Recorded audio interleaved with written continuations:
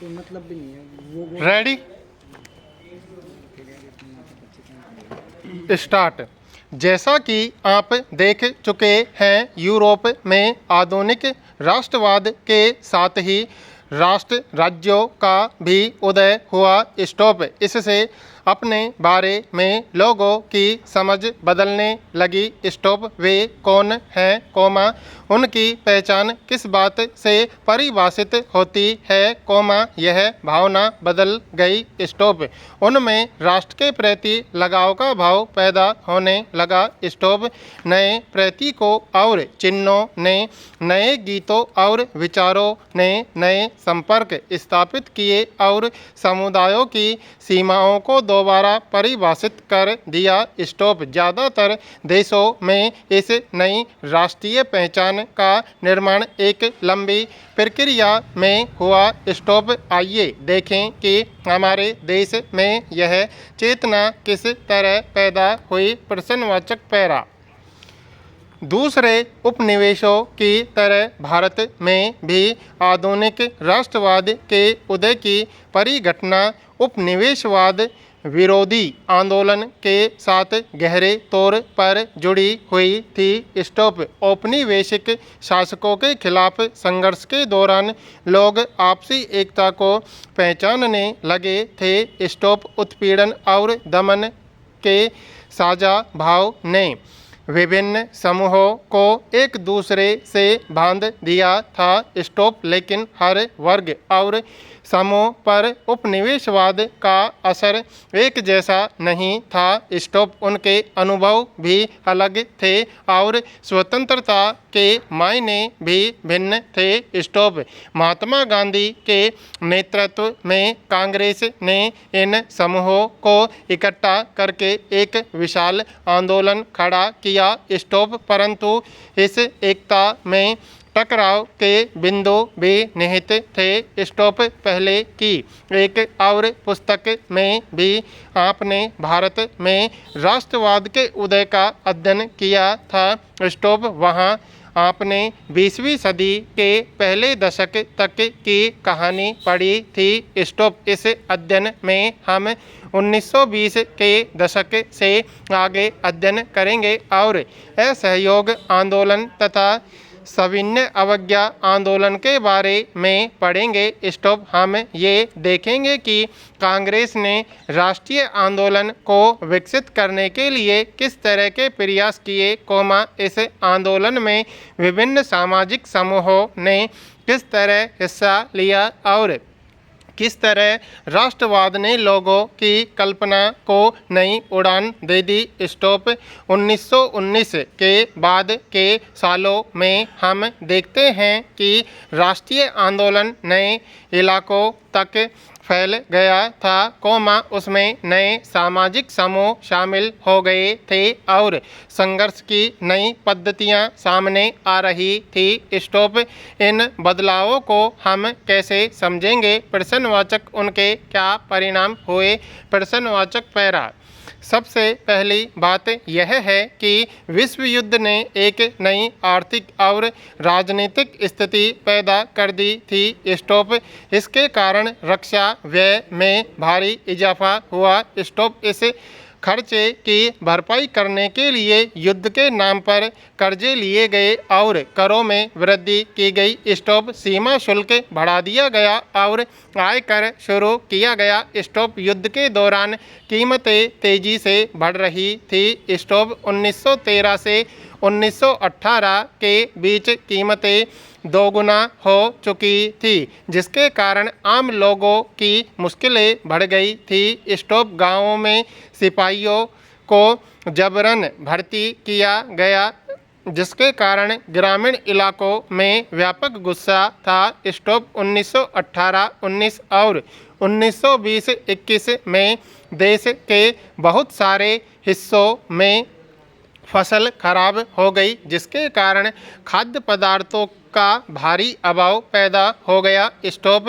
उसी समय फ्लू की महामारी फैल गई। स्टॉप। 1921 की जनगणना के मुताबिक दुर्भिक्ष और महामारी के कारण 120 से 130 लाख लोग मारे गए। स्टॉप। लोगों को उम्मीद थी कि युद्ध खत्म होने के बाद उनकी मुसीबतें कम हो जाएंगी। स्टॉप। लेकिन ऐसा नहीं हुआ। स्टॉप। इसी समय एक नया नेता सामने आया और उसने संघर्ष का एक नया ढंग एक नया तरीका पेश किया। स्टॉप।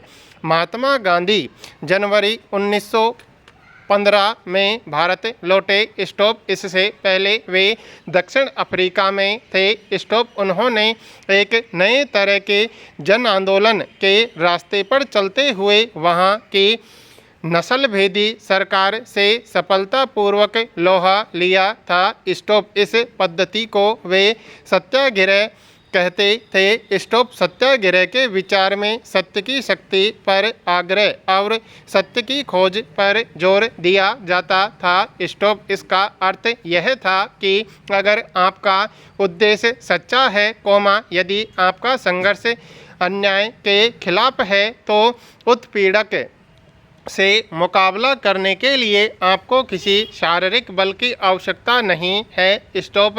प्रतिशोध की भावना या आक्रामकता का सहारा लिए बिना सत्याग्रही केवल अहिंसा के सहारे भी अपने संघर्ष में सफल हो सकता है।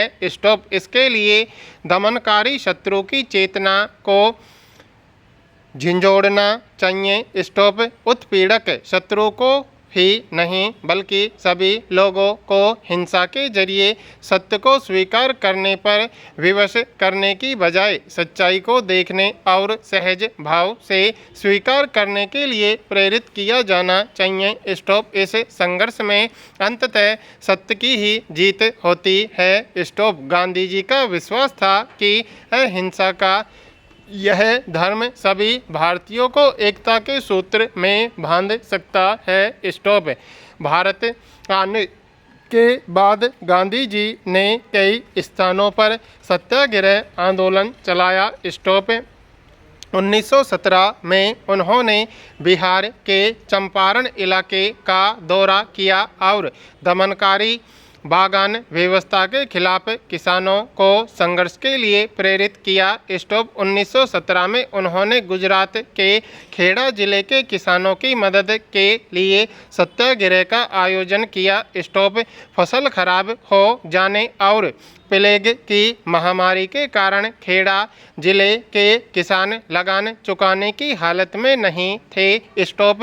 वे चाहते थे कि लगान वसूली में ढील दी जाए। स्टॉप। 1918 में गांधी जी सूती कपड़ा कारखानों के मजदूरों के बीच सत्याग्रह आंदोलन चलाने अहमदाबाद जा पहुँचे। स्टॉप। इस कामयाबी से उत्साहित गांधी जी ने 1919 में प्रस्तावित रोल्ट एक्ट 1919 के खिलाफ एक राष्ट्रव्यापी सत्याग्रह आंदोलन चलाने का फैसला लिया। स्टॉप। भारतीय सदस्यों के भारी विरोध के बावजूद इस कानून को इम्पीरियल काउंसिल ने बहुत जल्दबाजी में पारित कर दिया था। स्टॉप। इस कानून के जरिए सरकार को राजनीतिक गतिविधियों को कुचलने और राजनीतिक कैदियों को 2 साल तक बिना मुकदमा चलाए जेल में बंद रखने का अधिकार मिल गया था। स्टॉप। गांधी जी ऐसे अन्यायपूर्ण कानूनों के खिलाफ अहिंसक ढंग से नागरिक अवज्ञा चाहते थे। स्टॉप। इसे 6 अप्रैल को एक हड़ताल से शुरू होना था। स्टॉप।